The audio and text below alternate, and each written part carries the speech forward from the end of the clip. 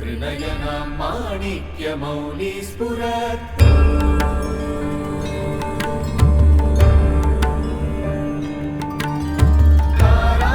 तारानायकशेखरां स्मितमुखीमां मीनवक्षोरुहां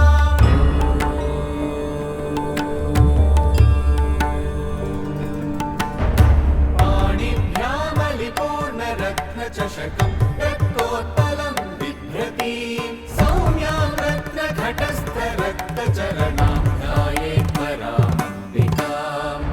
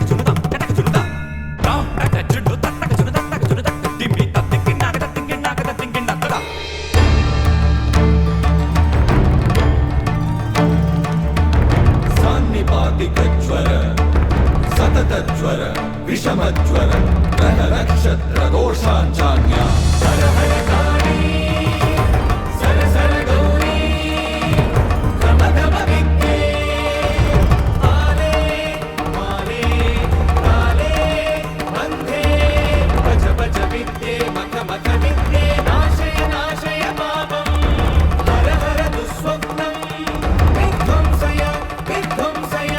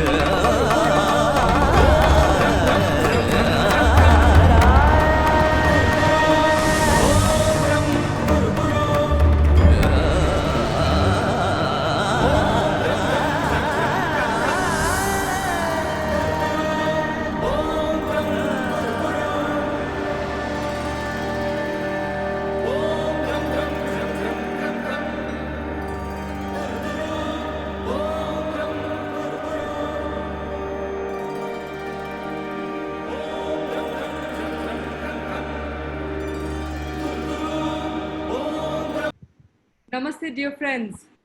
It's a great pleasure to have you all on the last session of the 7th day of our Global Yoga Festival or Global Festival of Yoga.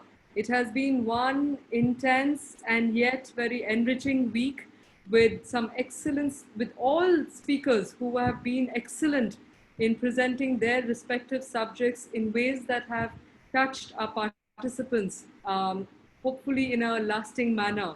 So today we have with us a very special guest, Riehl, and Andre is going to speak to us on Nidra Yoga, discover peace of mind through deep relaxation and intense concentration.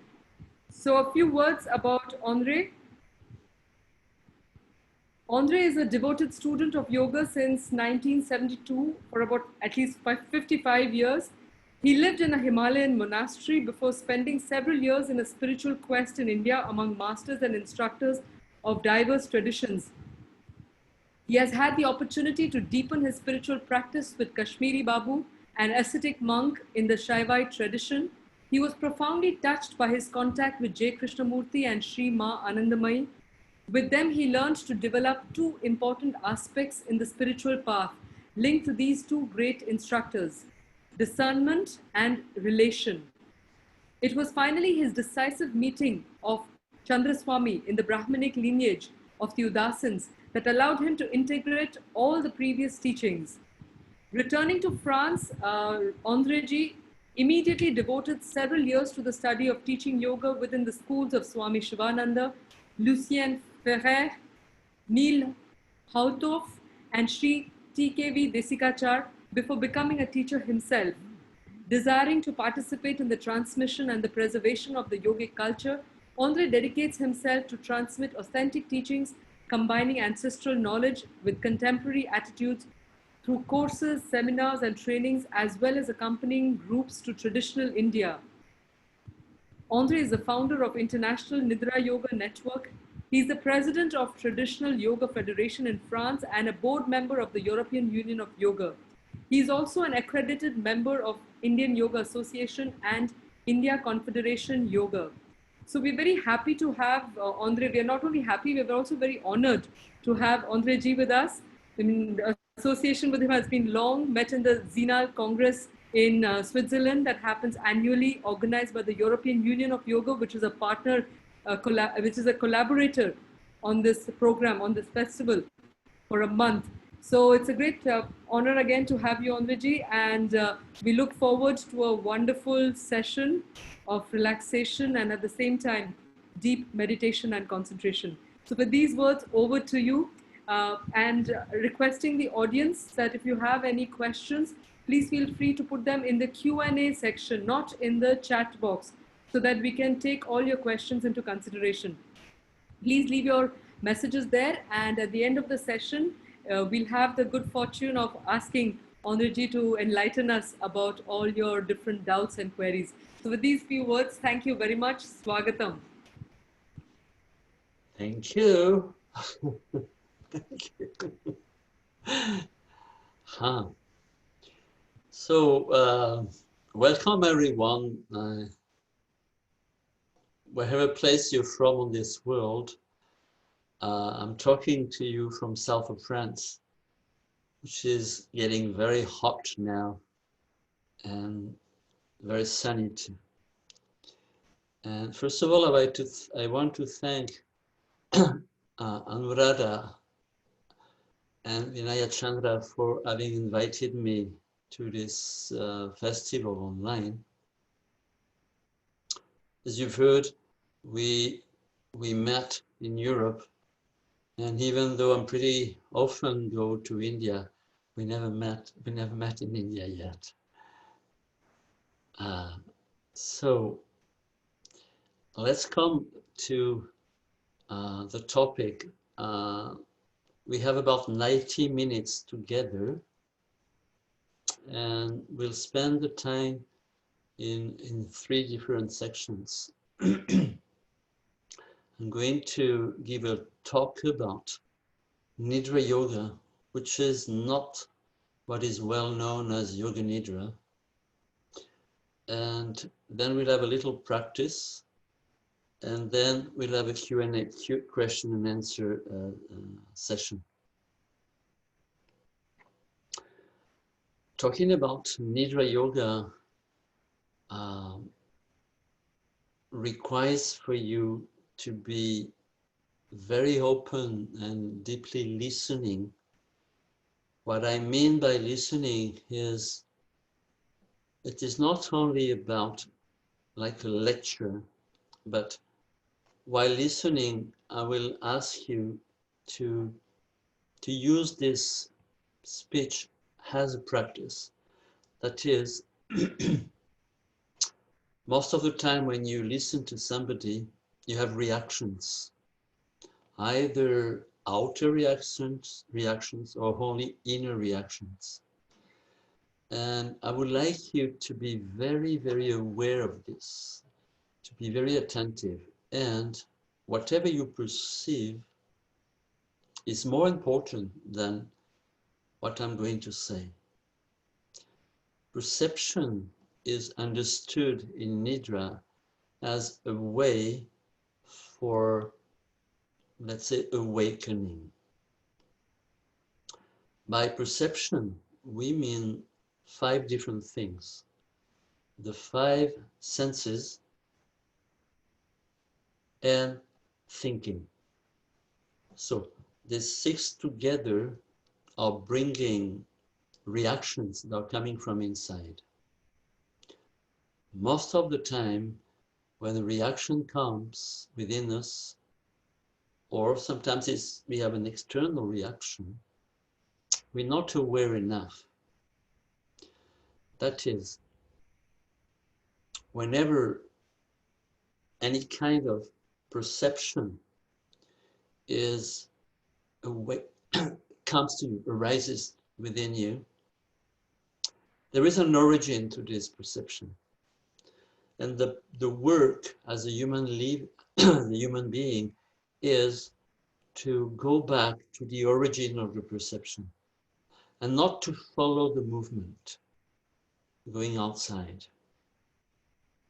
It is one of the big important point in Nidra Yoga. Now, what Nidra Yoga, what is it? First of all, the word Nidra has different meanings. And as whole languages, Sanskrit has evolved through time. Not very much, but it evolved. And we discovered that the very first meaning of Nidra had to do with the translation going through the night. The sound, this ni, has to do with darkness, with night.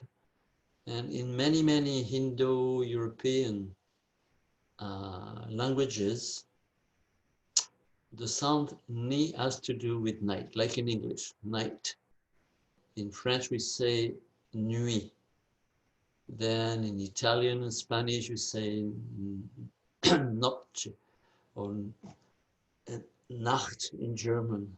And in many languages, whenever you have the sound n, it meant darkness, the night. And dr meant to pass through, to go through. So it didn't mean to walk in between sunset and sunrise. It meant to go through our own darkness. And there is something very important for going through our own darkness, is that, like if you had to go through the woods in the middle of the night, you need a flashlight. So we need light for going through our own darkness. And it's a very important definition because it means that when you go into a sadhana, a practice, you have to go with the light first and not imagine that you will discover at the end. What do we mean by light? Is we all are, to a certain extent, we also are limited. We all are clever people. We have intelligence. And also, we have, in one way or another, affection or love. And the third point about light is movement. That is, in the sadhana, we have to go with our mind open, with our intelligence working, and also with our heart open, with affection, and also with courage for going on and not stopping on the way anywhere. A later meaning of Nidra has to do with budding. You know, in springtime, when plants are budding, trees are budding. So Nidra has also this meaning, budding. And what it means is, if you take a plant or tree which is into budding in springtime, try to imagine what it is. That all over, let's say your skin, the skin of the tree, there are little things coming, and you're cracking everywhere. Like if you had dozens or hundreds of wounds. So from outside human being, we know that this budding is going to give birth to flowers, then fruits, then seeds, and then seeds will make a new forest. But for the tree, it is all cracking everywhere. So through Nidra Sadhana, this is another thing that happens to us.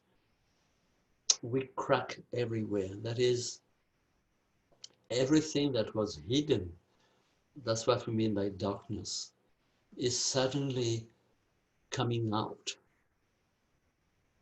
And most of the time, students are very afraid about those.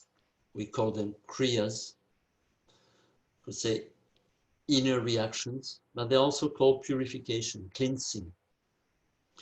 And when this cleansing happens, you're going through an enormous possibilities of inner experiences. Many of them are frantic.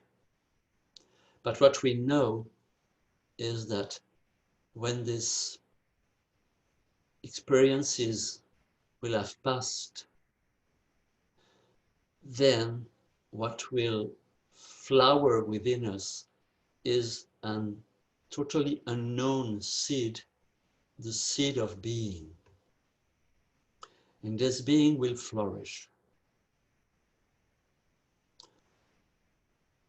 The very last meaning of Nidra, which is the youngest meaning, had to do with sleeping.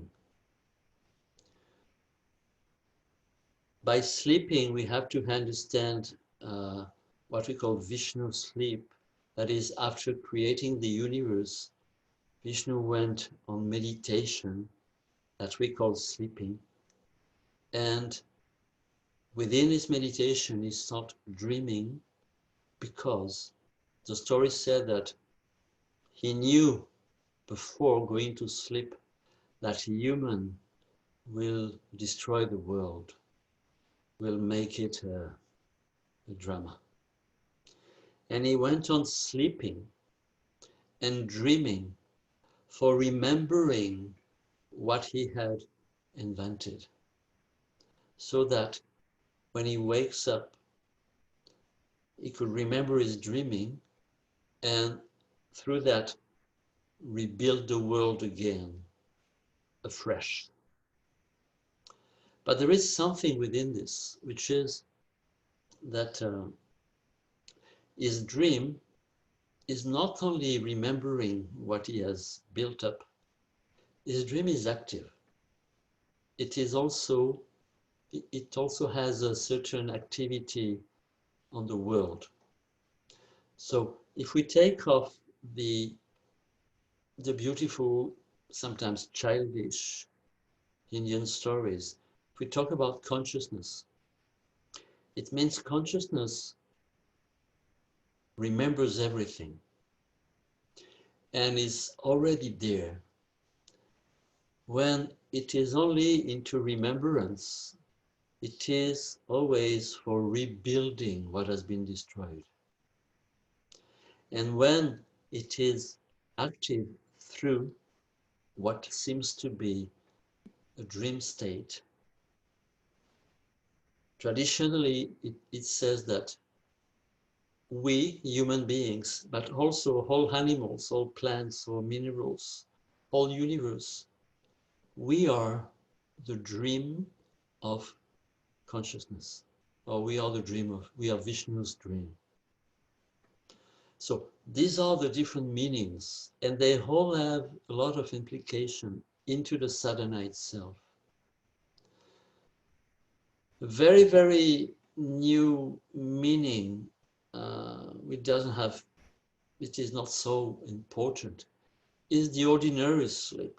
That is when you, at night, when you go for sleeping, or if you have a nap in the afternoon, which is a state where most of the time we forget everything.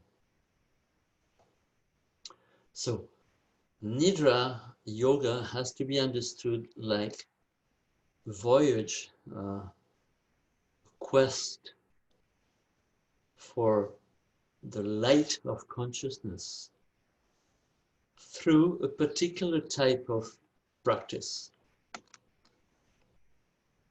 There are four main practices. One is called Sitilikarana, which can be translated as relaxation. And we study different levels of relaxation. You have to remember, it is relaxation of the mind. But we always start from the body, because it's much, much easier. And learning Sitilikarana in its different levels takes a lot of time. Nidra yoga is not relaxation for an hour or two. It's a sadhana for years, where you commit into a quest, an inner quest. So Sitilikarana, once again, has to do with what we could call relaxation. It mainly means karana is a position like an asana, but we say that it is a position that you require the help of the gods for keeping it. The second type of exercise is a word that you probably know much better, is dharana, that we translate as concentration. Before talking about dharana, I want to go back to Sitilikarana. The different levels are coming to one last level that we could call in English surrendering. That is a state where you totally accept and give yourself to, let's say for the moment, something. So relaxation is a movement up to or down to, however you want to call it, to that state of total surrendering. When we call to dharana, concentration, what we mean by concentration is to maintain a direction and not to move away, not to wave. And we are working on 12 different degrees of concentration. The last one, we call it the quality of complete presence, staying present, staying attentive through time. You have to understand that it is not about a technical approach, even though there are many practices. It has to do with how do we live our daily, constant life? Is it possible through our ordinary daily life, is it possible to be aware? Not to something special, but to be aware of about everything. So the discovery is that when the deepest level of Sitilikarana, surrendering, is active simultaneously with a higher degree of concentration of dharana, that is presence, there is a natural state of meditation that arises, a meditative state.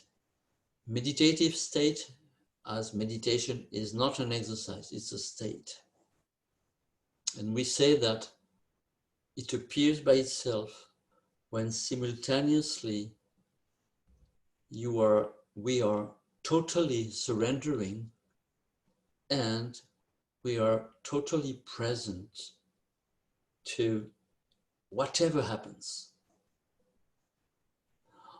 This state is a state of exploration. The meditative state is a state where you explore the very hidden side of life to which we have no access in ordinary life.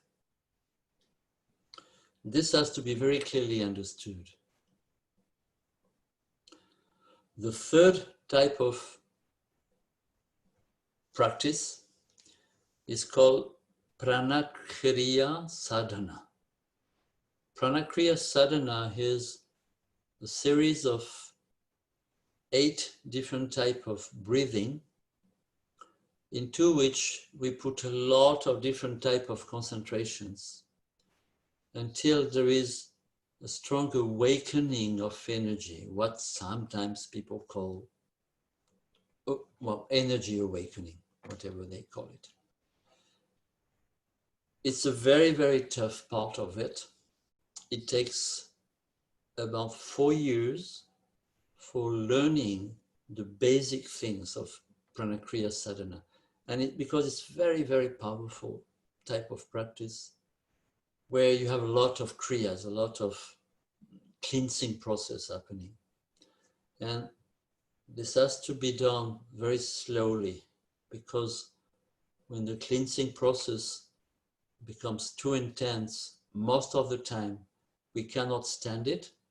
So either we are afraid or we lose our ability to watch it. We become identified with the process. So that's why it takes quite a long time for learning this type of practice. Then finally, the fourth one is also a name that you probably know. It is called Svadhyaya. That is, it is not the study of texts. We say that the text is within us. And the difficulty is to learn how to study. So there are different methodology for questioning very important points of our life. Things like, what is love? And we have developed a kind of methodology so that through thinking and talking, we do that generally with 2 or 3 or 4 other friends, students, that there is a particular way of dialoguing. And through this way of dialoguing, it becomes possible to move from the thinking to the feeling. That is when we question, for example, what is love, or what is death, or what is ahimsa, for example. What is ahimsa? What is non-violence? So we can only talk about it. We don't know what it is. So there are methodologies for moving from the idea to the fact. It might surprise you that we have such questions like, what is death? Death if you're very aware about all the possibilities, could be something else than passing away. We might not have to be buried or burnt or eaten by vulture, whatever, for dying. There is a deathing process. So this is very quickly a very quick explanation about what Nidra is as a sadhana, as a practice. Once again, when students commit to this, it's a commitment for several years. And it is not about going here and there and practicing this and that and trying this or this. It's a real commitment because it requires practical exercises every day. Every morning, the moment you wake up, every evening before falling asleep, then also about sometimes during the morning time and sometimes in the evening time. So it's a real commitment. Training here, the first level is 5 years. So what we're going to do right now is very basic, very simple things. It has to do with Sitilikarana, that is, once again, one side is relaxation, and also it has to do with dharana, kind of concentration. Now, you probably know that there is a booklet that was printed some 40, 50 years ago, which was called Nidra Yoga. Sorry, which was called Yoga Nidra. Written by a Swami in Bihar, who developed his own system of what he called Yoga Nidra, which is a very, very traditional word. In the same way as when you're doing asana with the Shivananda system or Iyengar system or whoever, Patabi Joyce, Vrikshasana is Vrikshasana. They just have, or Halasana is Halasana, or Sarvangasana. They just have a different way to teach it. Here, we also have some common points. I just want to mention that Nidra Yoga comes from the Shaivism tradition. Today we call it from Kashmir, but it was apparently when it was developed, it was in South India, in Tamil Nadu mainly. And I recently found a text which seems to be from 1,500 years old about Nidra Yoga, which is coming from, I found it in Karnataka a few months ago, and we're working on translating it. I'm very aware that it is something that has to be spread because it is very much matching our, what we say, modern daily life. I have led a research with the University of Pisa in Italy about the effect of Nidra Yoga on the brain. And we have made very surprising discoveries. And they are going to be published pretty soon in an American newspaper, magazine, scientific magazine. And until it is published, we are not allowed to give the results publicly. There is a contract. But it will come I hope as soon as possible, because everything has been delayed because of this virus infection all over the world. Just one thing, what we discovered through this research is that into the teaching process, there is something that doesn't belong to the teacher, that doesn't belong to the student,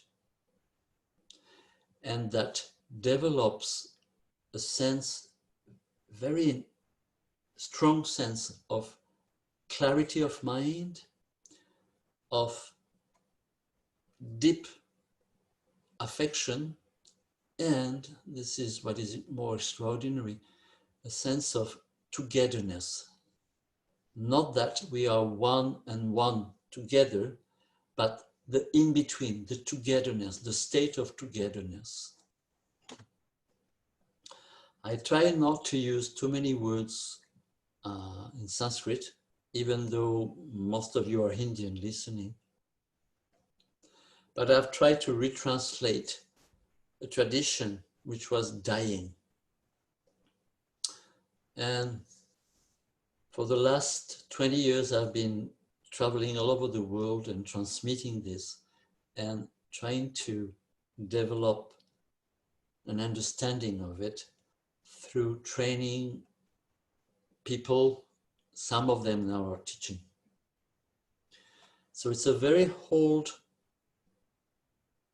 knowledge that has been transmitted not through texts, not through books, but only through relationship.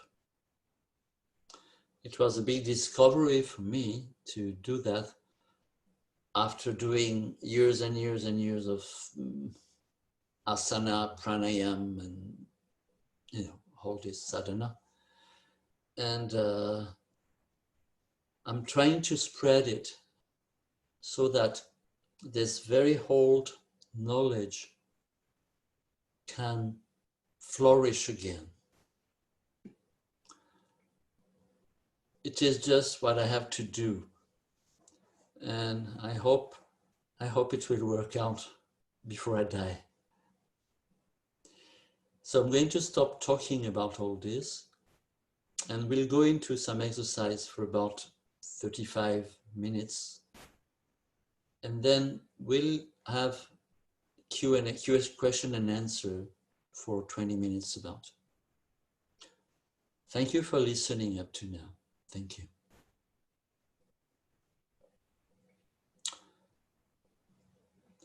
The practical side is what you have to do for the moment is, in fact, you have to do nothing, which is the most difficult thing to achieve, to do nothing.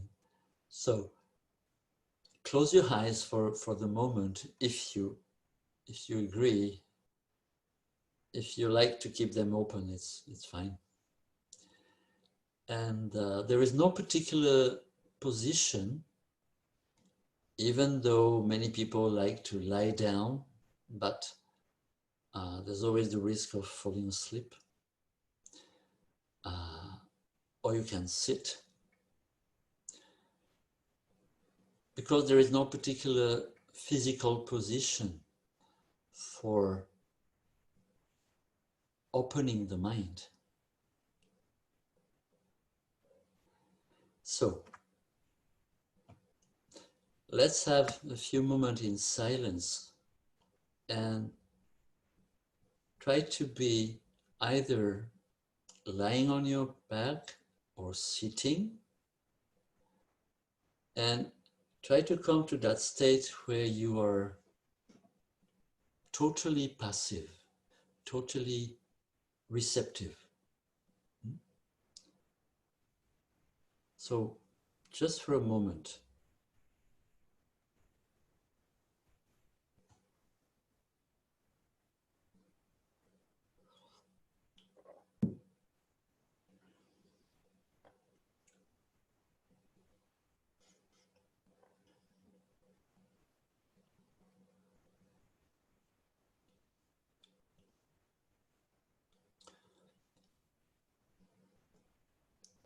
Probably for most of you, keeping your eyes closed is easier.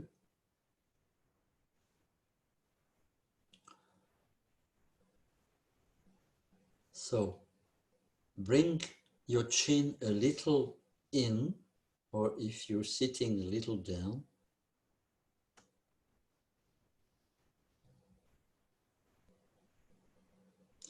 Swallow up your saliva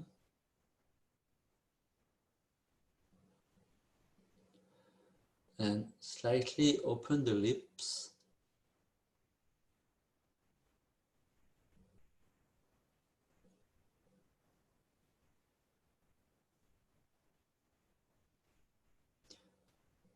And just be aware of the movement of your breathing without changing it.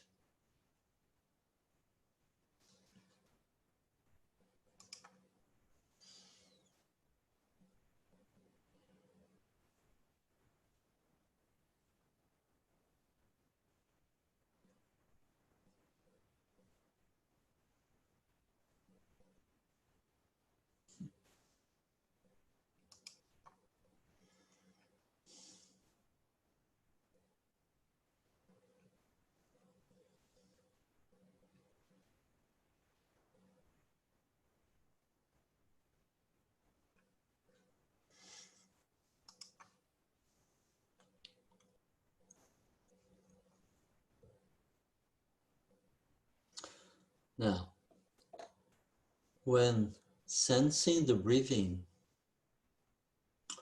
most of the time, the only fact of doing this brings division, brings separation, as if the process or the function that perceives the breathing was somewhere, most of the time in the head, and the breathing itself is happening somewhere else, in the abdomen or the chest. You're going to give a chance to something else. You cannot decide to do it.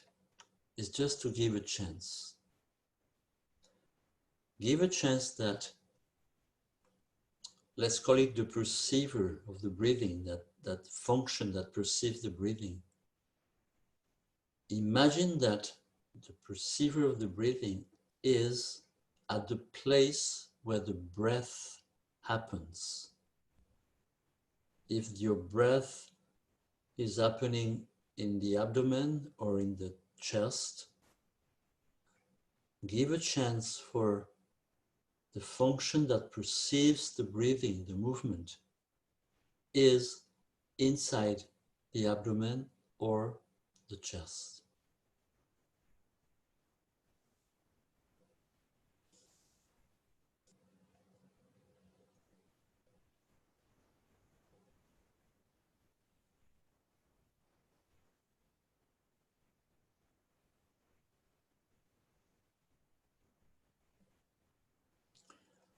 When this happens,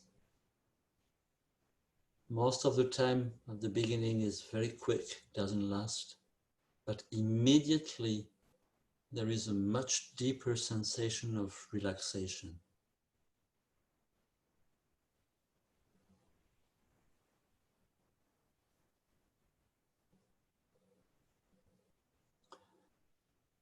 And one of the consequences is that the suspensions in between breathing in and breathing out become longer by themselves.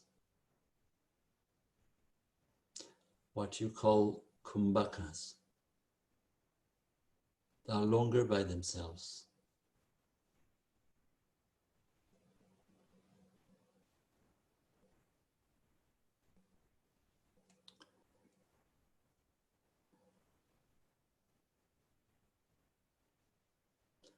We're going to use only, or to practice only on the Sahita Kumbhakas, the suspensions after breathing out.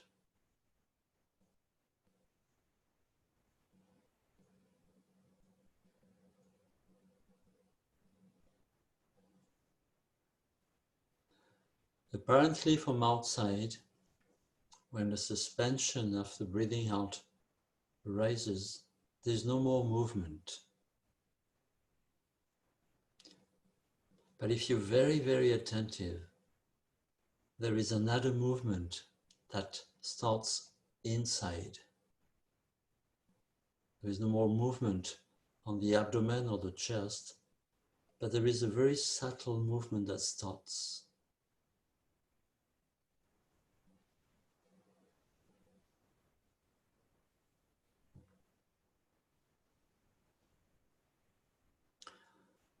Try not to control anything. It's only about exploring what is happening.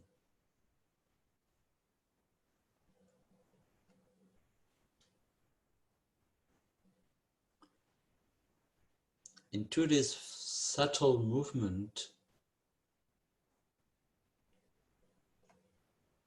you might discover that you would like it to be endless.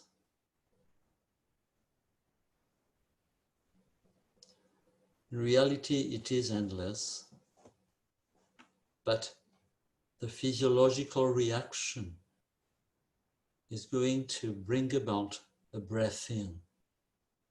And it's very difficult to stay into this quality of perception the moment there is the reaction of breathing in. It is not impossible, it's only difficult. Play with this for a few more times in silence.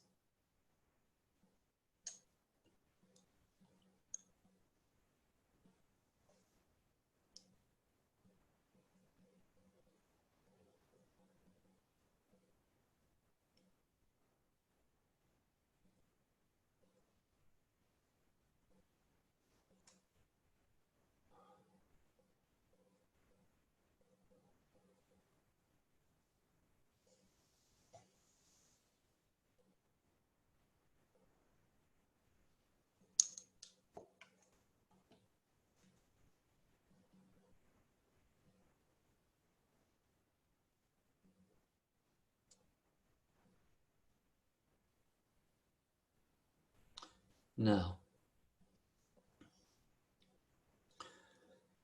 you have different choices.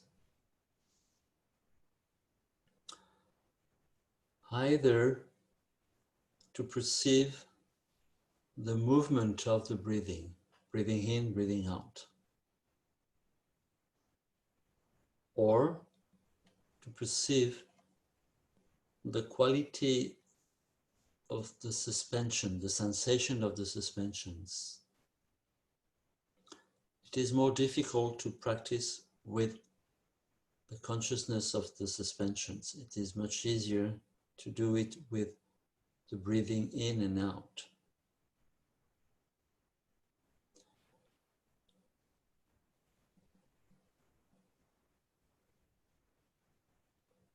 In each and every cell, physical cell, there is this movement of expansion and retraction. Each and every cell is breathing.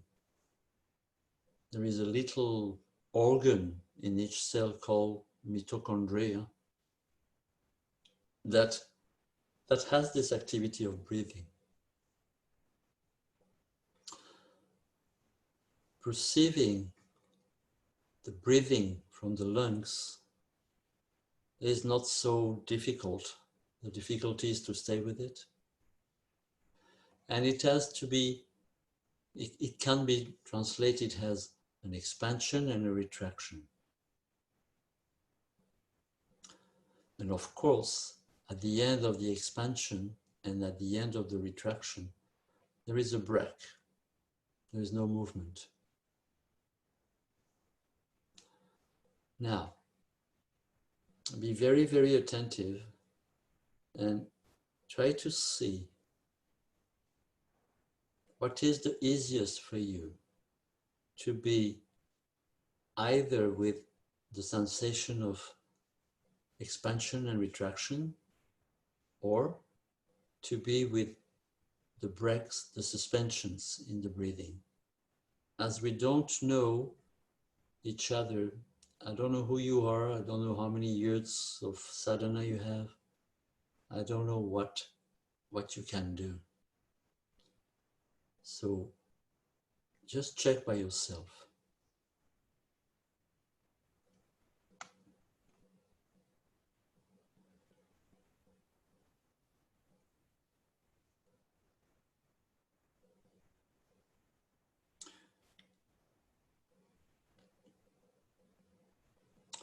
I will ask you to perceive either the movement, expansion and retraction, or to perceive the suspensions into the different parts of your body. So I will name some part of the body. With your thought, you will go to that place. And once you've reached that place in the body, it is about only perceiving either the movement of expansion and retraction, which is linked to the breathing, or to perceive the suspensions. Be very, very attentive.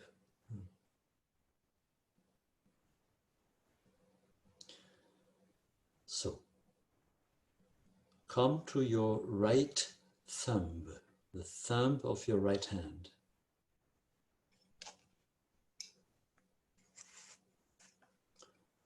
Second finger.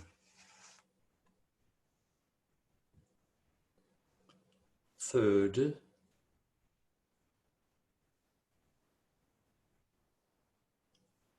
Fourth finger.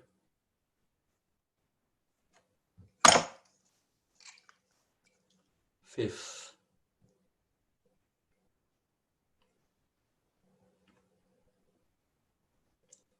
Palm of the hand.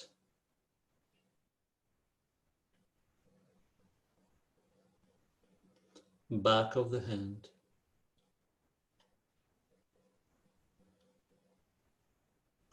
The whole right hand.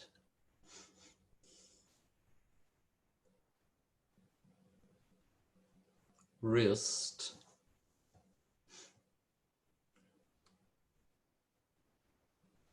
Forearm.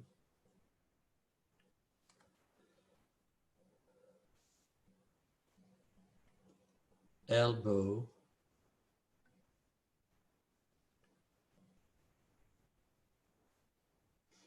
Upper arm.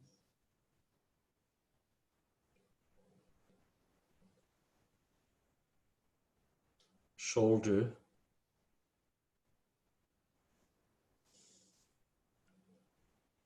Armpit.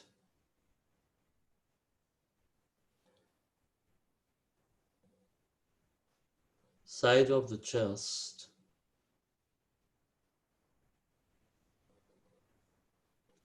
Side of the waist.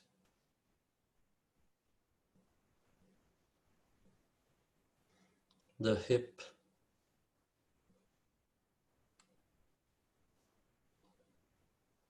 Thigh.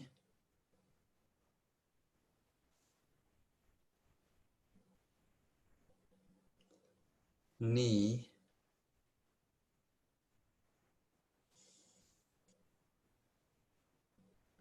Shin.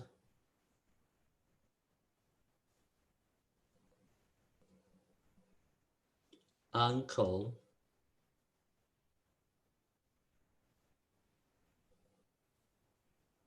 Heel.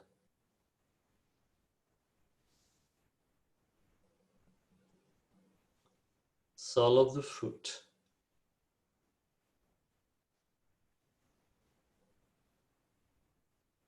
Big toe.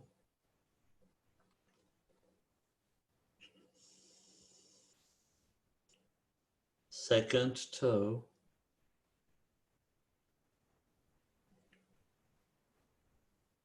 Third.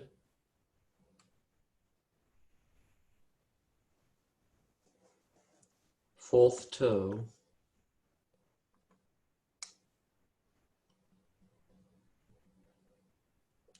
fifth,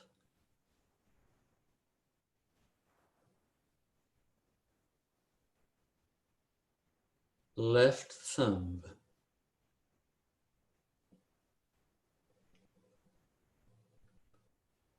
second finger,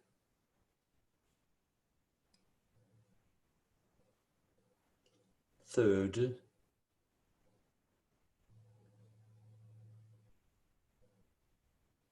fourth,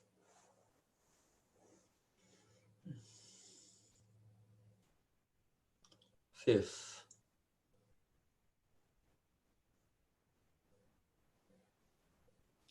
palm of the hand,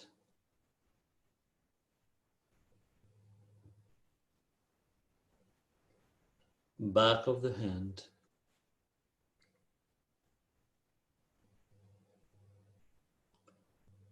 the whole left hand,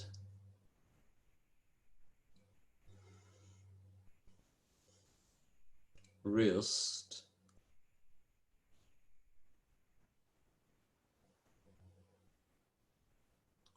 forearm,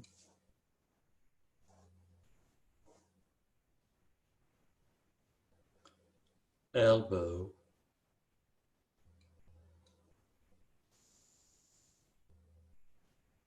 upper arm,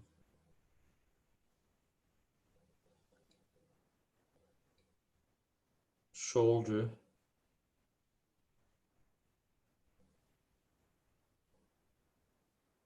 armpit,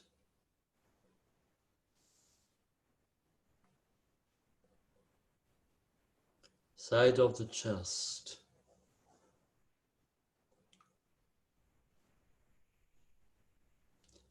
side of the waist,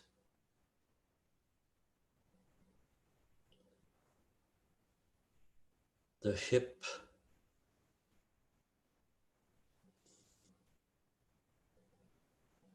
thigh,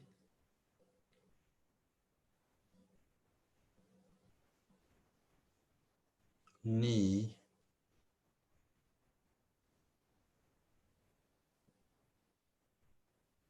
shin,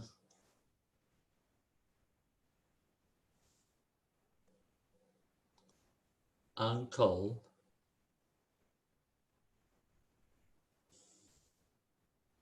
heel,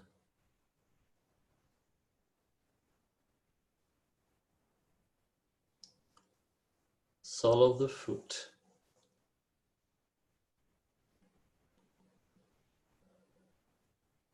big toe,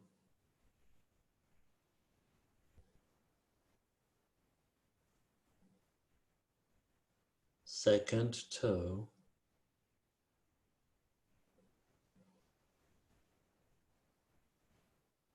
third,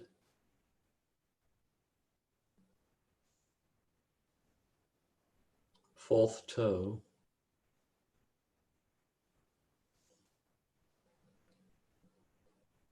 fifth,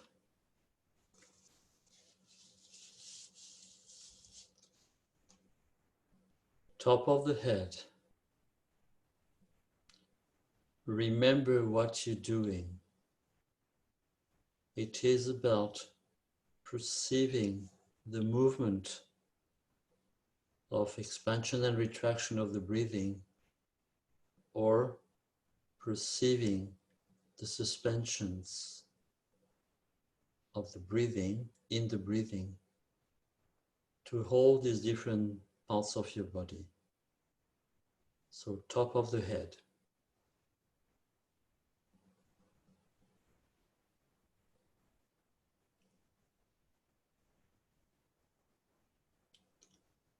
back of the head,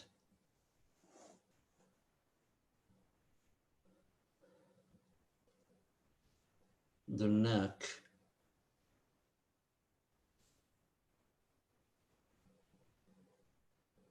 right shoulder,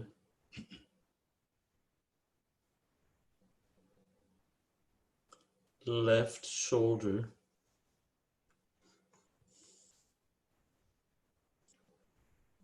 both shoulders,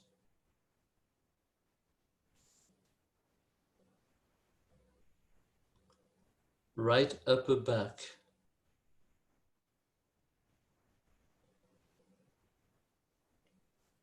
left upper back,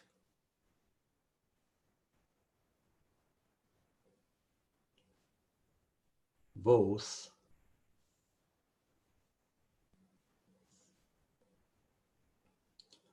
the whole right arm,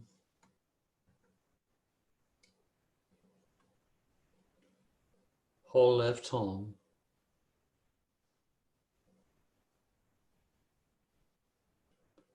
both arms,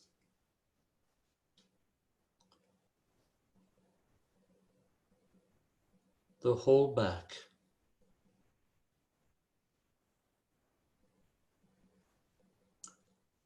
right buttock,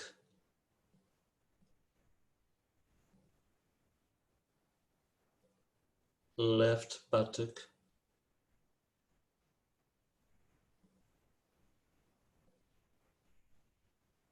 both buttocks,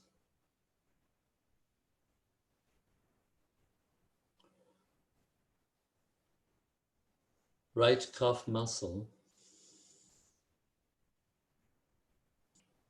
left,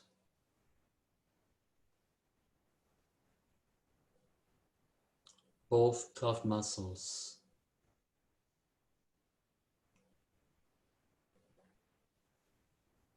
right heel,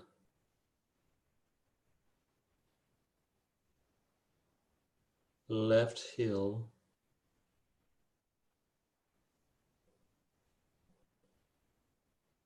both,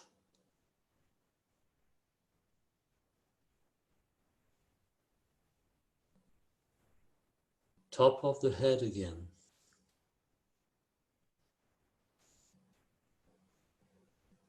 middle of forehead,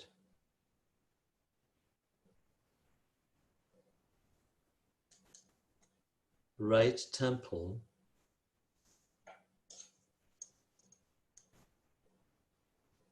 left temple,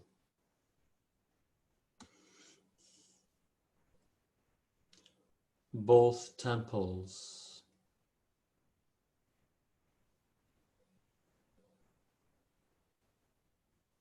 in between eyebrows,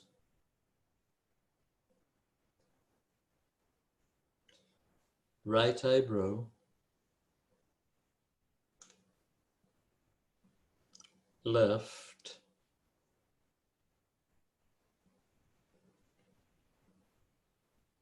both eyebrows,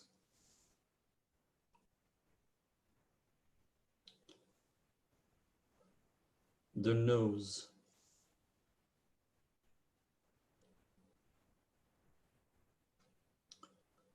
right eye,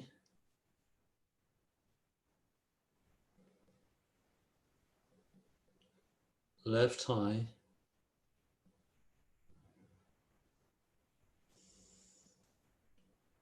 both eyes,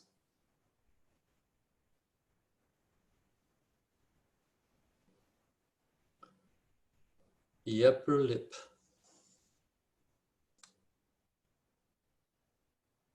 right cheek,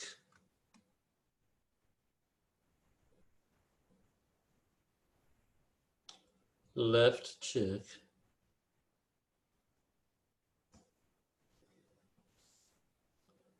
both cheeks,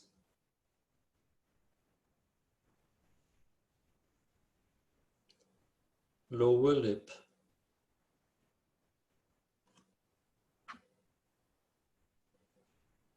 right jaw,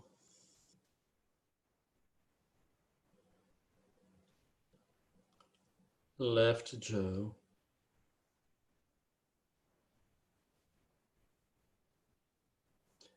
both jaws,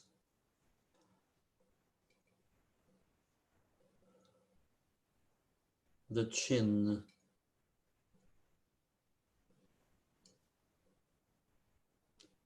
right ear,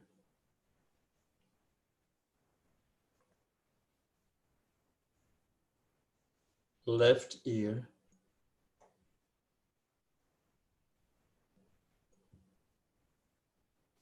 both ears,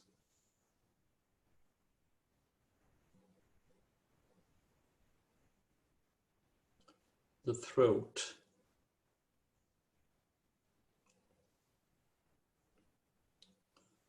right side of the chest,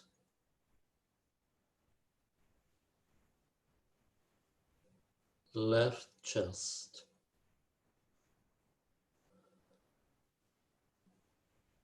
the whole chest,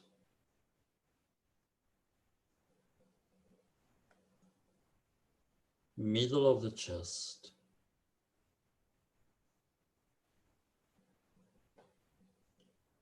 abdomen,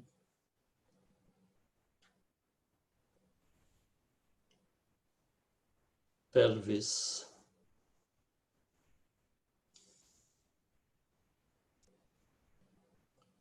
sex,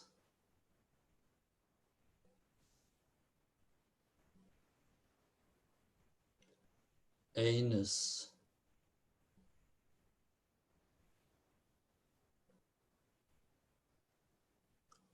the whole right leg,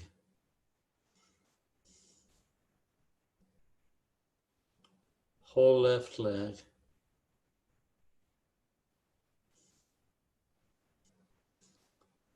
the whole right arm,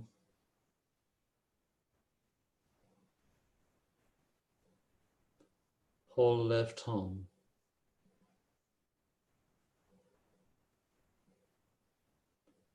the whole head,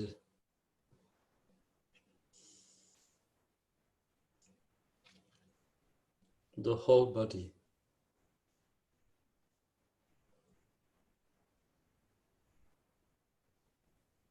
the whole body,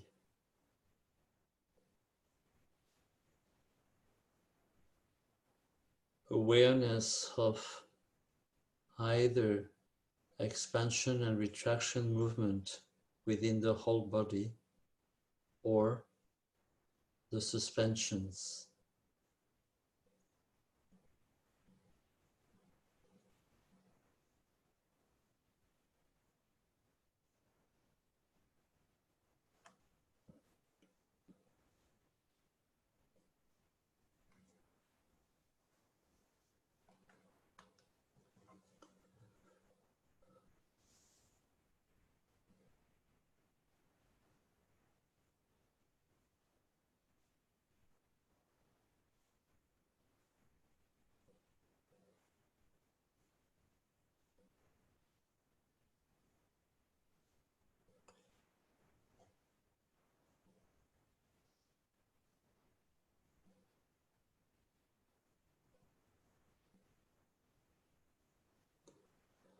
Now, be very attentive.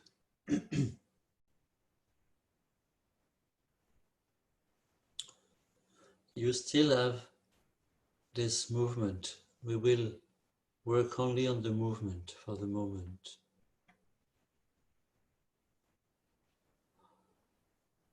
Come to your forehead and try to perceive the whole screen, the whole rectangle of your forehead. The lower line is the line of your eyebrows. Upper line is where your hair begins. Right and left side, temples. The whole screen of the forehead.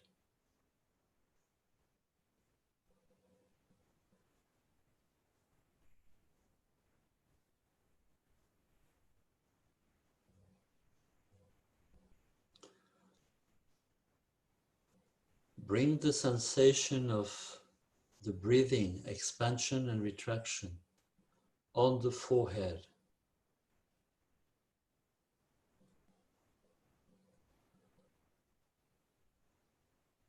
That is, with every breath out, imagine the movement going from inside the forehead, passing through the bone and the skin and going outside. Every breath out, going outside.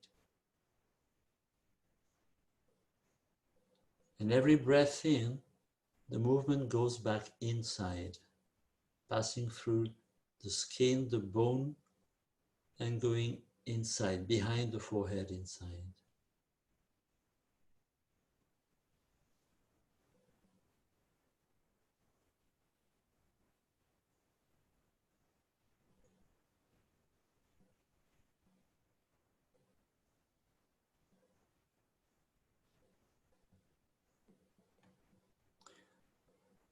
If and when the suspensions become longer, suspension after breathing out, stay outside, few 1 centimeter outside of your forehead in front.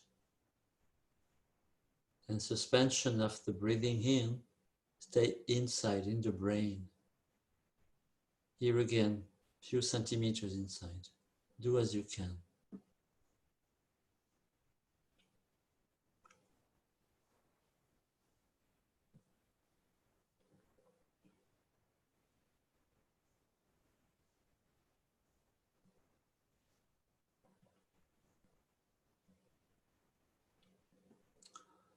We don't stay long into those exercises at the beginning.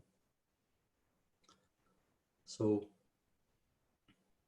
next time you breathe out from the rectangle from the screen of the forehead, you're going to reduce the surface and come to a circle on the forehead, which is 2 or 3 centimeters in diameter.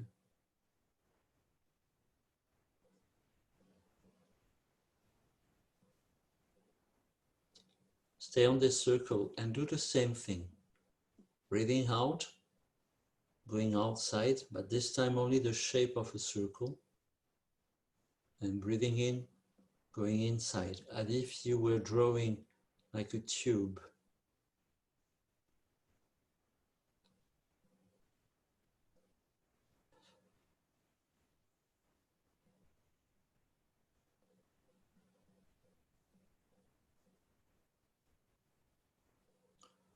Just a few number of breathings, not many.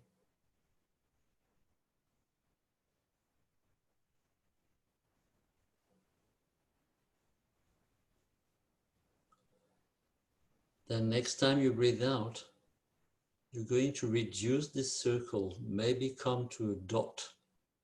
If it's too difficult, just to a smaller circle.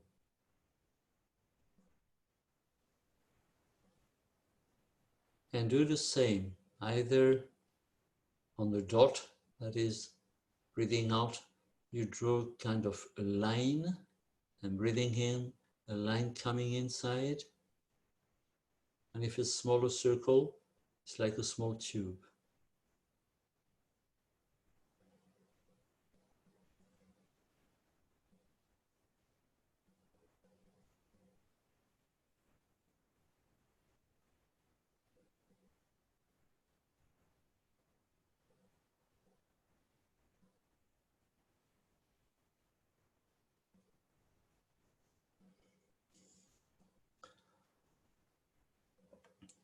Be very attentive.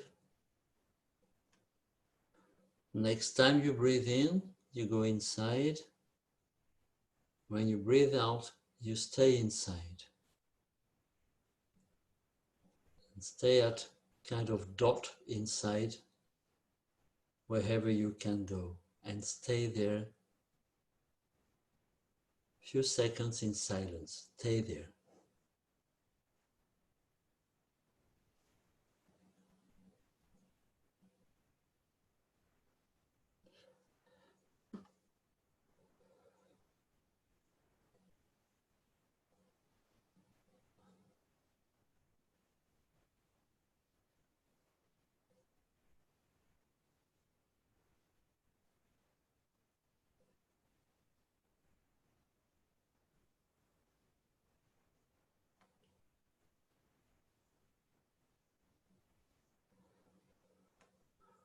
Then move your attention back to the breathing, either in your abdomen or in your chest.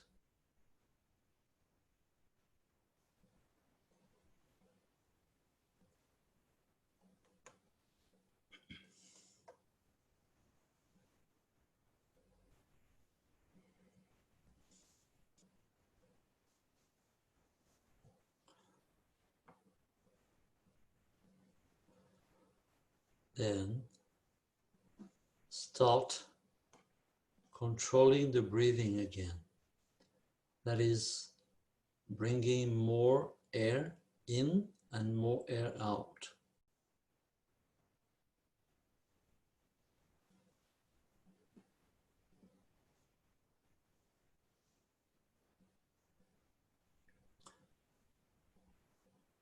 And controlling the breathing, go on and start moving the joints of your fingers and the joints of your toes.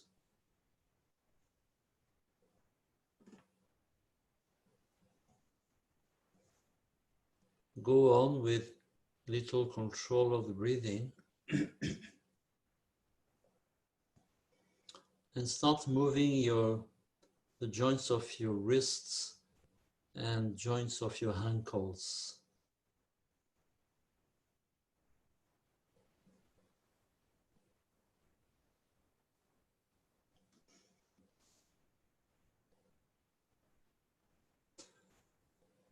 Then fold your knees and fold your elbows.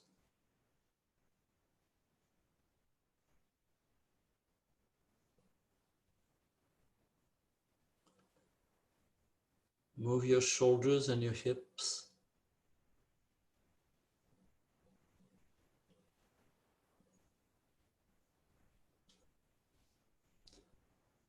Then move your back and your neck.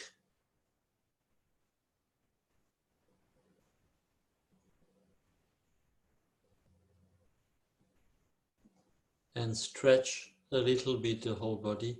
Not too much, just a little.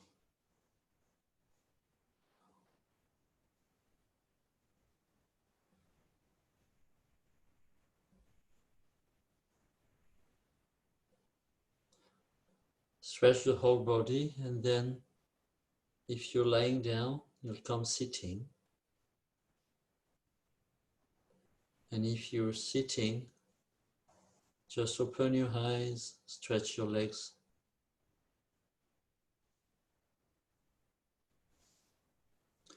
And this will be the end of the practical part of this meeting.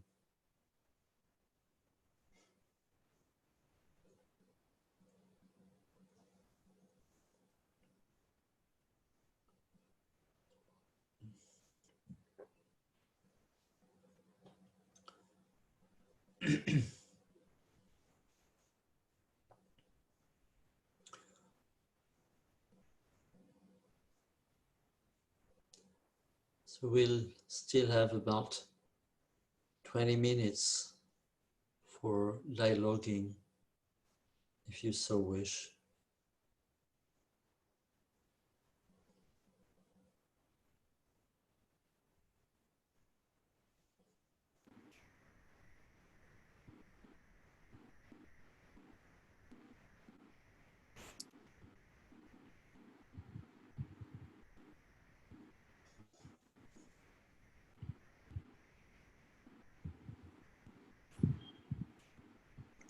So, Andreji,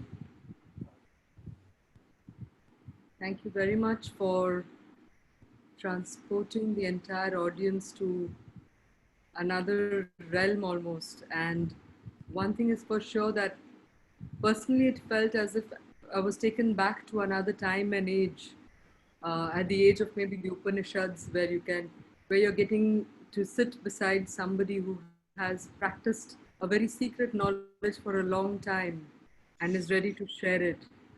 So thank you for this trust in us and for making this platform a part of your mission to reach out to as many as possible.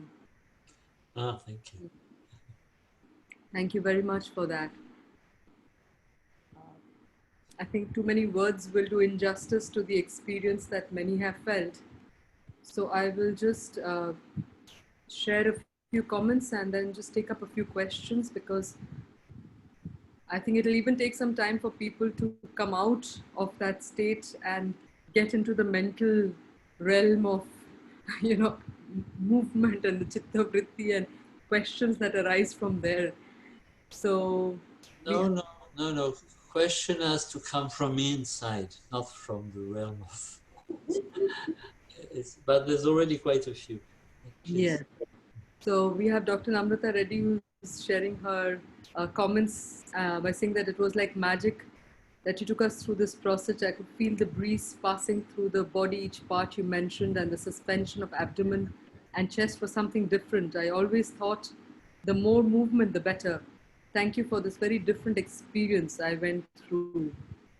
And on the whole, there are a lot of there's a lot of appreciation of the opportunity for this peaceful and blissful meditative practice of Nidra Yoga that you have shared with all our participants. There were a few questions that I'd like to share with you. So, one by Jane, and Jane from China. She's saying, Dear Andre, when we practice, does the order of Shithilikarana, Dharana, Kriya, Sadhana, and Swadhyaya matter? Can we fix these four parts into daily practice, or we have to build from one to the next element? Thank you. Hello, Jane. I don't know if you're the Jane that I meet from time to time from Shanghai online, because we have classes online in China. Anyway, so answering your question, you cannot, as a practice, you cannot practice everything simultaneously. It's not possible. When you're doing something, in Nidra, we mainly do with the thought. You can only have one thought at a time. So you can only do one thing at a time. Now, when we go into detail, and once again, this takes a long, most of the time, it takes a long time for exploring the different levels and degrees, levels of relaxation and degrees of concentration. Sometimes there is spontaneously a state that arises by itself, where there is simultaneously Sitilikarana and Dharana, that is surrendering and presence. Simultaneously, there is an extraordinary clear understanding of whatever you perceive, a very wide and deep understanding, and the pranic, the energetical relationship in between what you call you and the other. The other can be anything. So at that moment, the four sequences are simultaneous, but you cannot do that through your willpower. It's impossible. So once again, it is possible that this state of surrendering and complete presence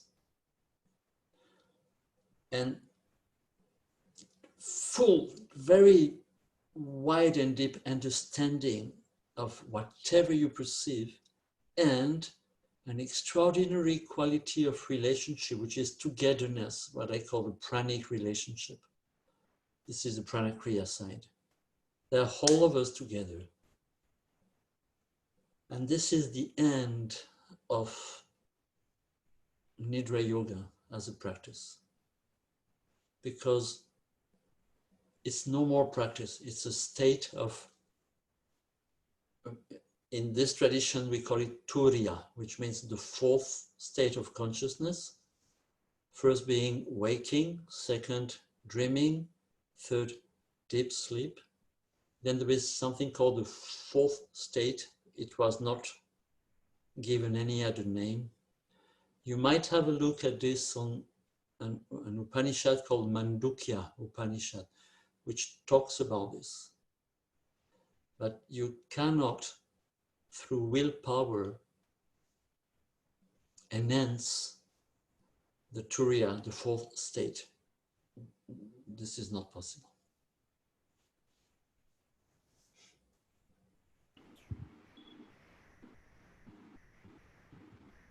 Thank you for that explanation.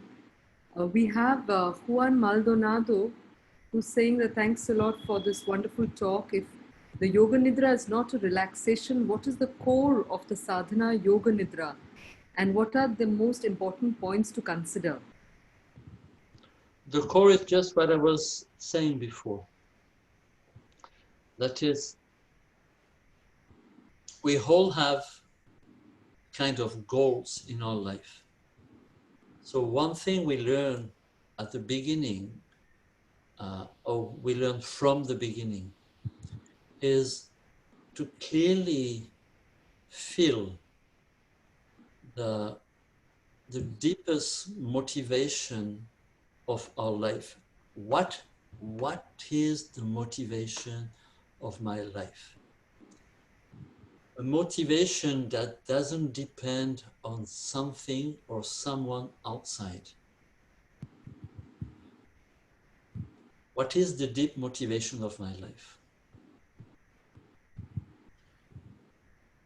We try to touch this not in idea, but in, how could I say that, in the energy of it.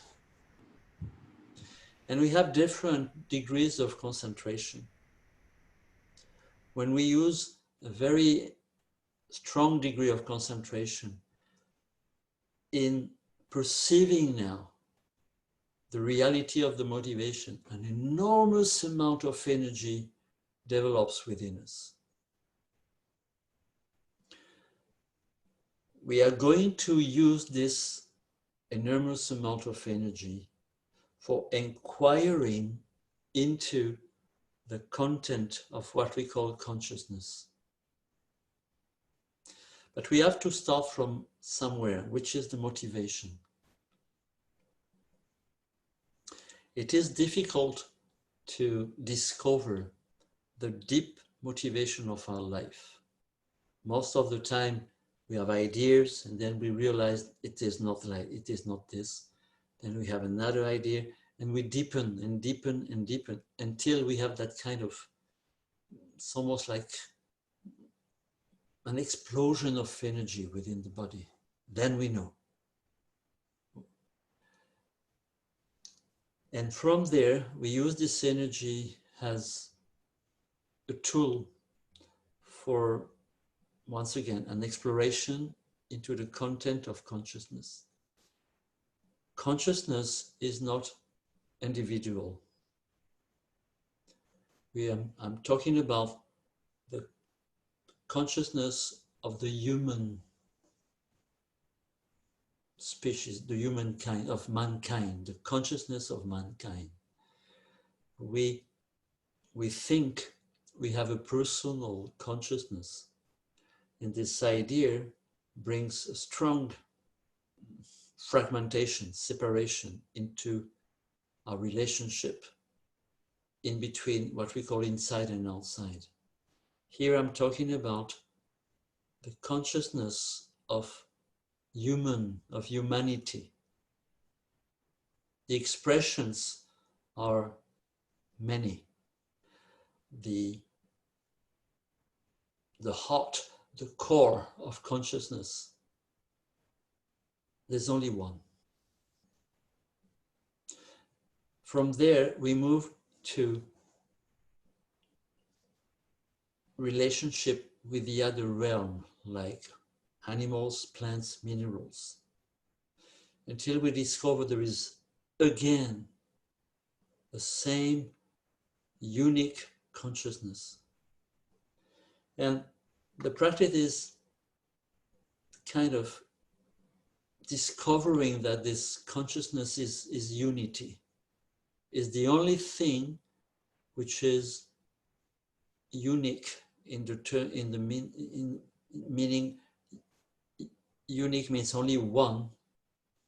And until we discover that we all are this oneness,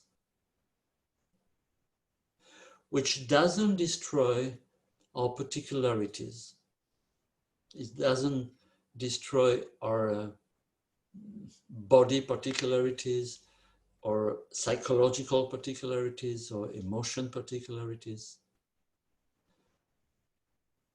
in this level, we are all different. But there is also a oneness. So the core of Nidra is the discovery that oneness and diversity or multiplicity are merit. They are going together constantly. And this is what in Shivaism they call the Shiva and Shakti relationship. These are just Sanskrit words, but it means this, the core of Nidra is discovering this eternal, you could say, wedding of unity, togetherness, and diversity. And at the moment this happens, for example, whole yam and niyam, yamas and niyamas from Patanjali. In Nidra, we study an Upanishad where there are 20 yamas and niyamas. And suddenly they became full, they became complete. You don't have to make effort for being non-violent. In the wedding of unity and diversity, there is that state of pure kindness. There is that state of pure evidence that what Patanjali calls satya, truth. All these yamas are natural evidences, and they are, we could say, they are the children of this wedding of unity and diversity. This is the core of Nidra. But it's a state. It is not a doing, it's not a practice.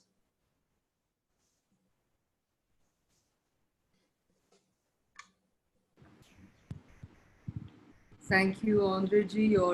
Your conviction in this, in the soul of the experience is, I would say, a true motivation and inspiration for many in the audience now, and I'm sure those who will listen to this recording later on, they would be inspired to delve deeper into it, especially in a time like the COVID, where there is so much of fear and distancing externally, and yet the need to connect inside deeply.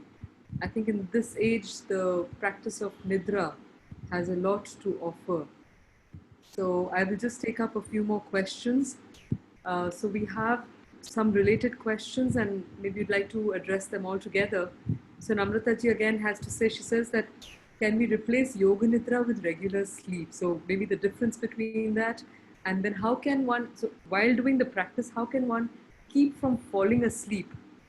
And another aspect of that same question is that during the Nidra, there is an urge to get up, get out of the stage. So how can one stay in tune and keep the body silent?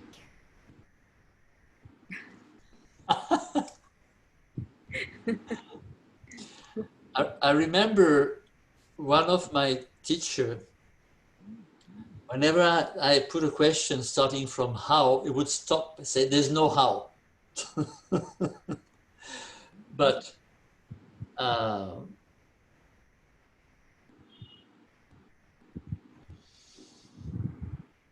first of all, we have to understand that what we call the waking state is also a state where we are into a kind of dream. I was talking before about this Mandukya Upanishad, and we have to question the text. We shouldn't accept them. But it gives a particular point of view saying that the waking state and the dreaming state are exactly working the same way. this is something to explore. Now,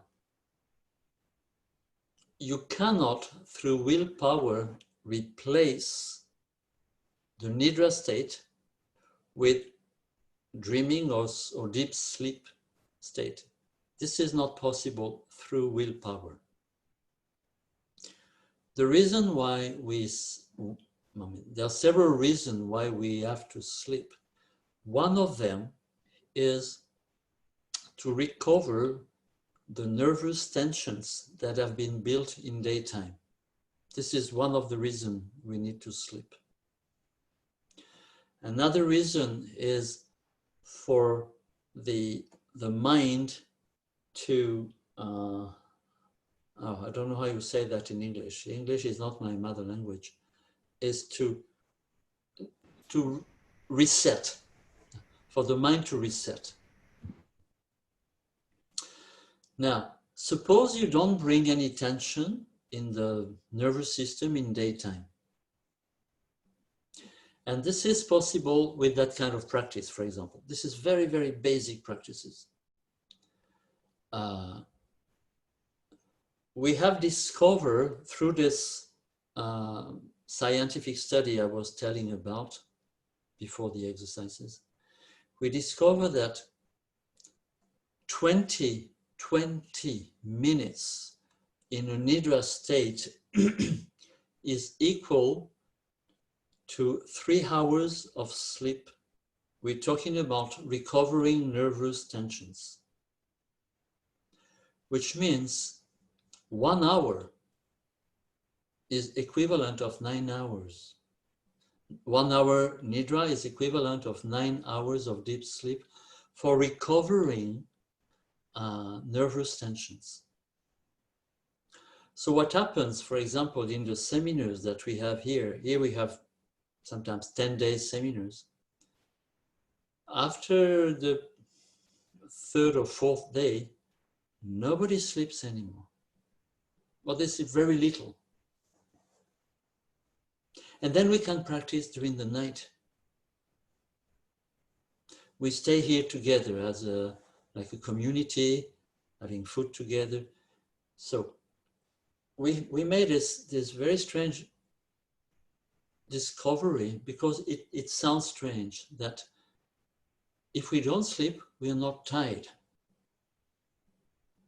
But this is very strange. Now, nervous tensions are very old within us. Some tensions are decades old, and some tensions, this is another discovery, we do bear on ourselves tensions of our parents, grandparents, grandparents, and we discover, there is a whole practice about this, we discover that we are the result of the family story. But our family, it means whole mankind. Because you have one mother and one father, but they also have father and mother. Grandparents have also father. And where did you start? We're talking about memory, psychological memory. We're also talking about genetical memory. So in Nidra, we explore all this. So this question of sleeping or not sleeping is very quickly solved. Now, I know that many, let's say beginners, they sleep a lot. We discover into this study again, we have discovered it without studying it scientifically. We have discovered that when somebody sleeps, and sometimes people snore, and I can tell you very funny stories about this. So when somebody sleeps, something strange happens. It is that when the teacher says it's the end of the practice, you move your fingers and hold this, they start doing it at the same time. It's very rare that somebody stays sleeping. So we question, we ask, what is it? How is it that somebody sleeps and you tell that person to wake up and he does? Is there something that stays awake? And we discover that yes, there is something that stays awake into a small organ called the insula in the middle of the brain. And the middle of the brain is the place where we work the most in Nidra. You know, when I asked you today to draw a line going inside, I told you just to go a few millimeters or centimeters. But with time, we go right at the center of the brain where there are about 12 organs, physical organs. And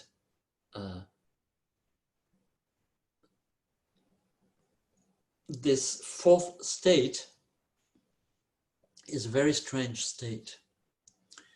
It's a state where you simultaneously,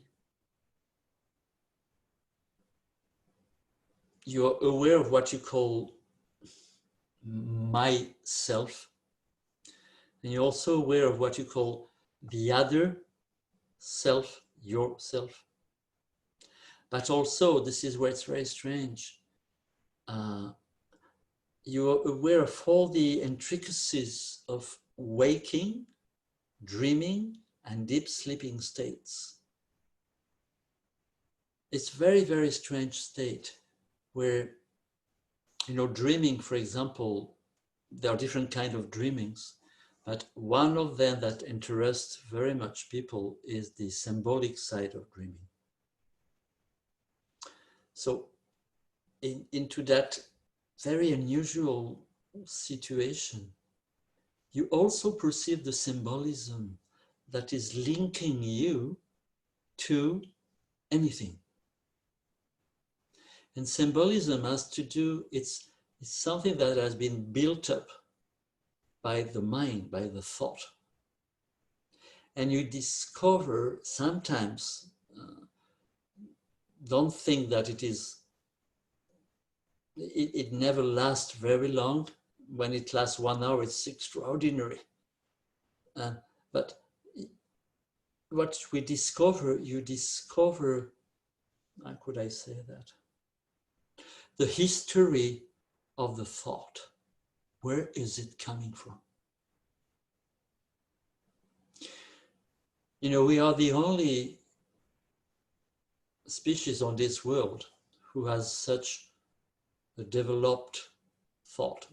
Animals they also have, but it's not so developed. And we saw that, we see it's very easy that thinking is an extraordinary tool for understanding, and also it's an extraordinary tool for bringing conflicts. So we have this question, what is the origin of thinking? And is it possible to use the thinking for our happiness only? And it's very difficult because every human being is looking for kind of happiness, is bringing conflict. It doesn't want, sometimes we do, but sometimes we don't want. We try to do things the best that we can, and it brings misunderstanding. And this is very, very ordinary.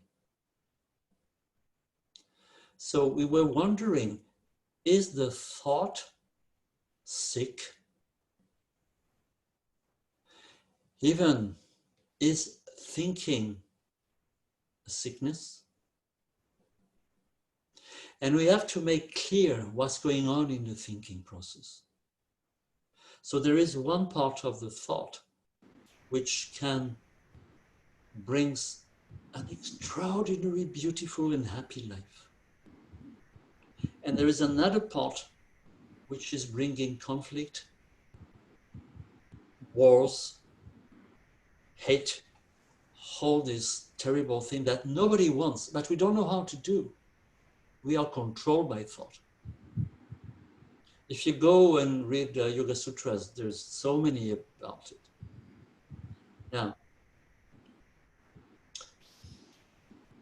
it's difficult to understand with thinking what could be a state where simultaneously the waking, the dreaming, and the deep sleeping are together. This is beyond understanding, beyond the understanding of the thought. But it is perceivable through another tool, what is called in Sanskrit buddhi. Buddhi might perceive that, but not their ordinary thinking. So,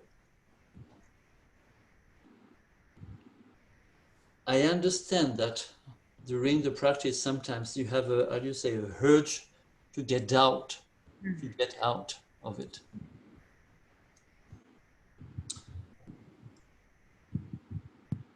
We have to face a lot of fear.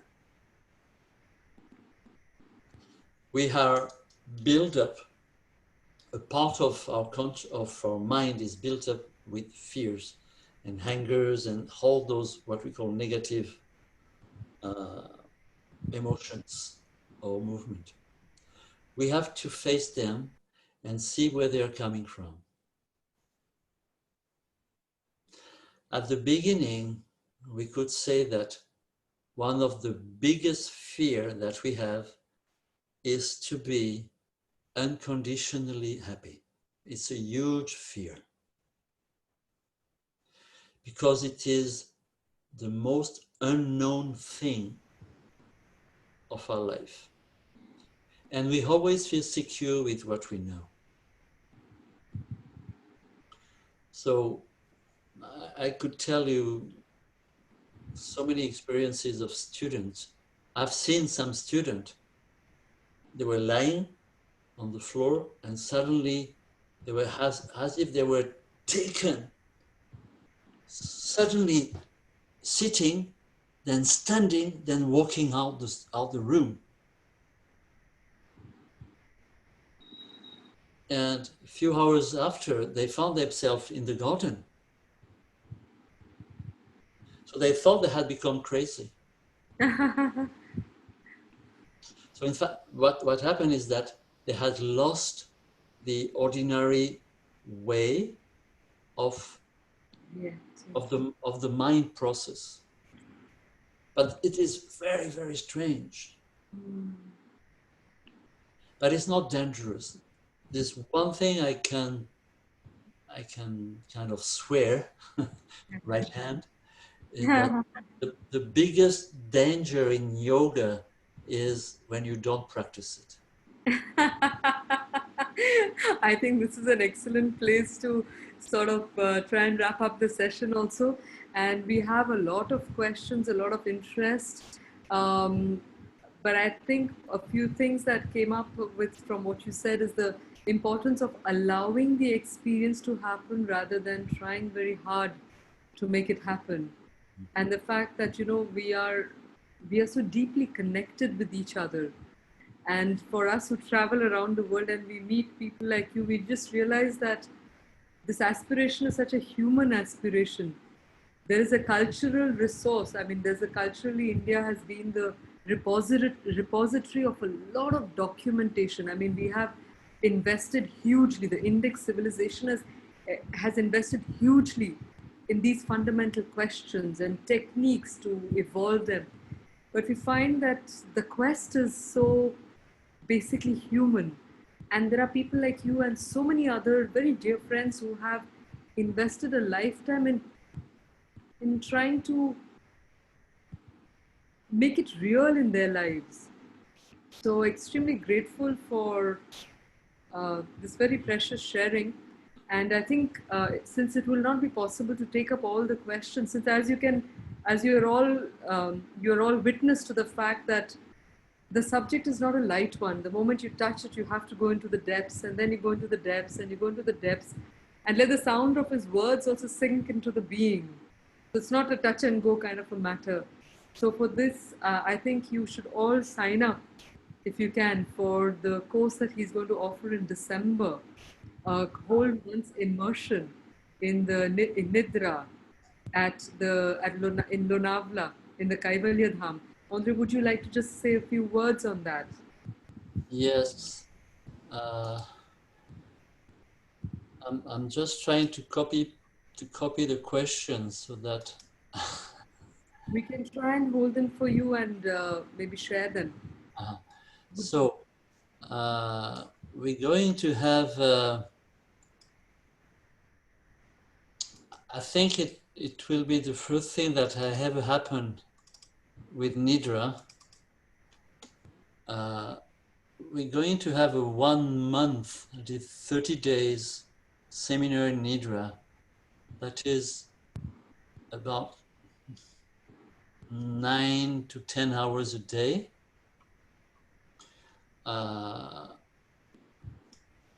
At the beginning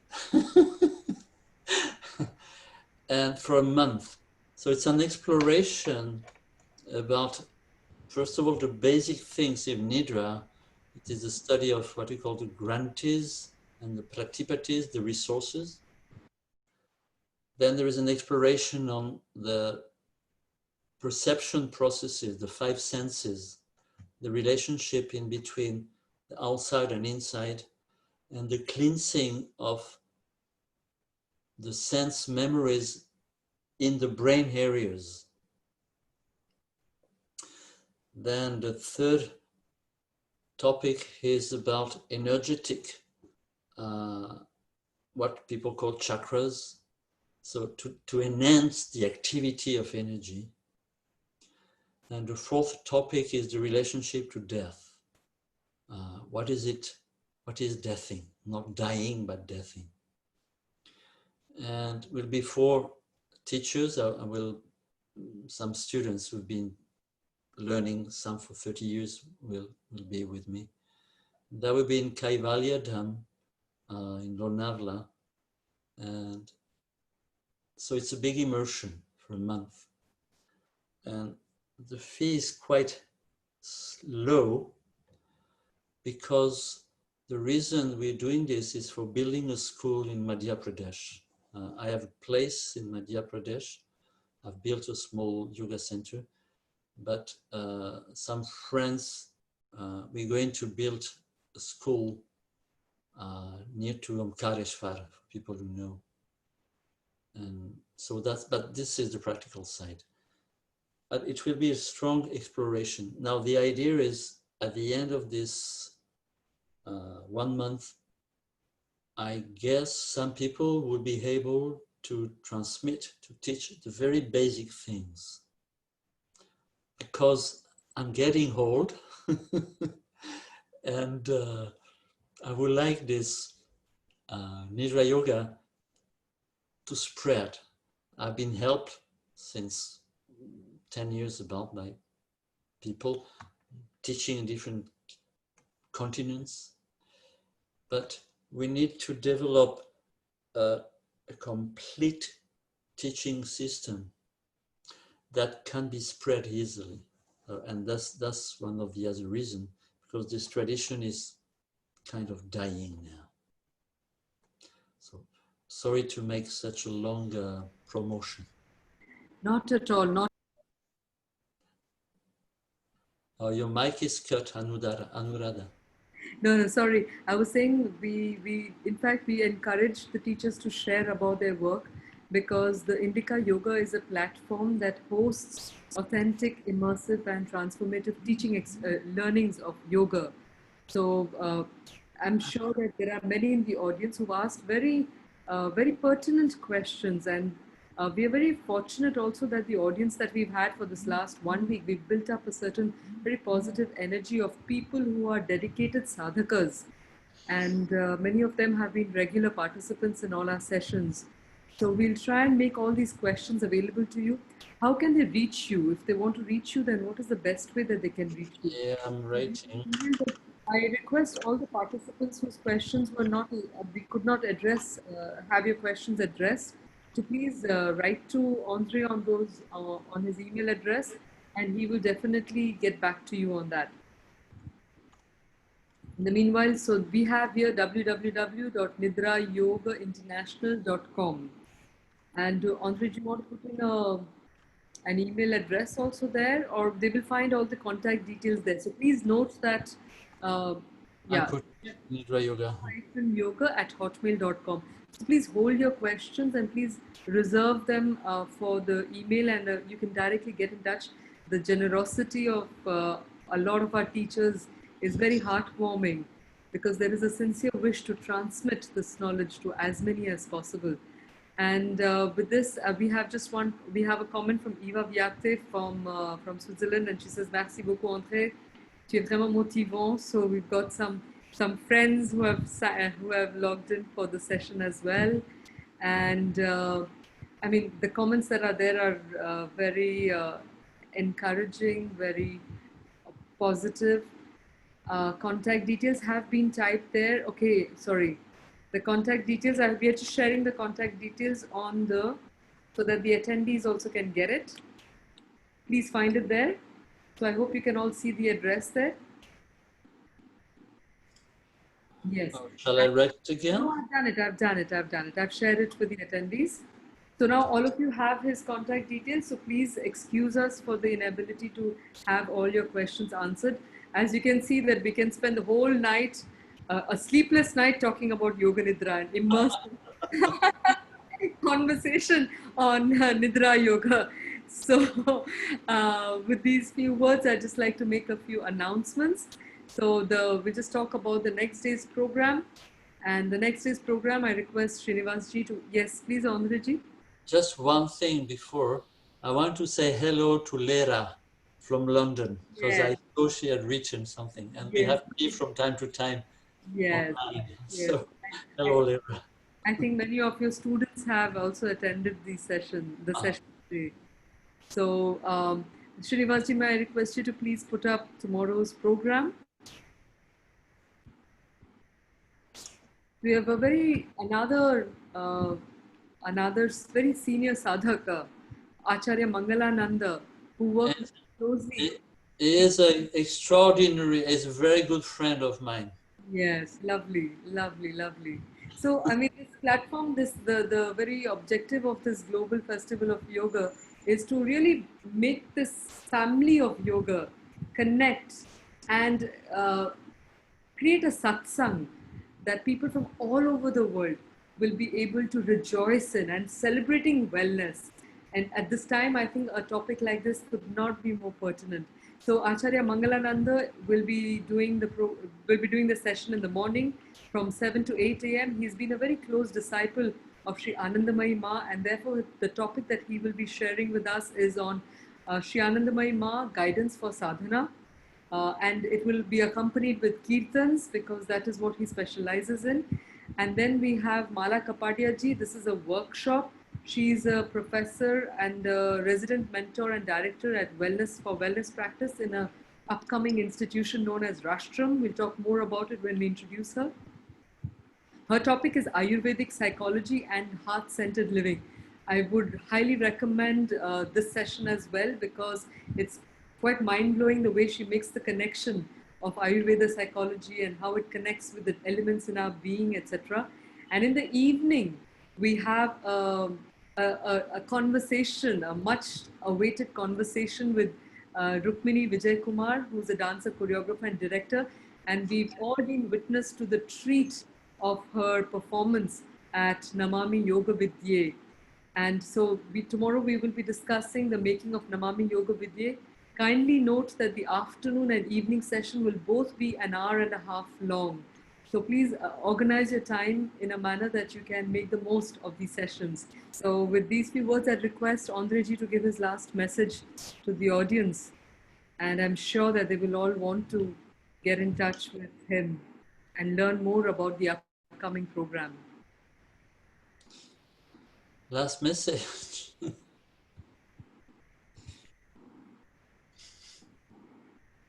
Last message is, I think we really have to kind of work, but it's a very soft and tender work for discovering a happiness that has no reason, that has no aim, that has no goal, that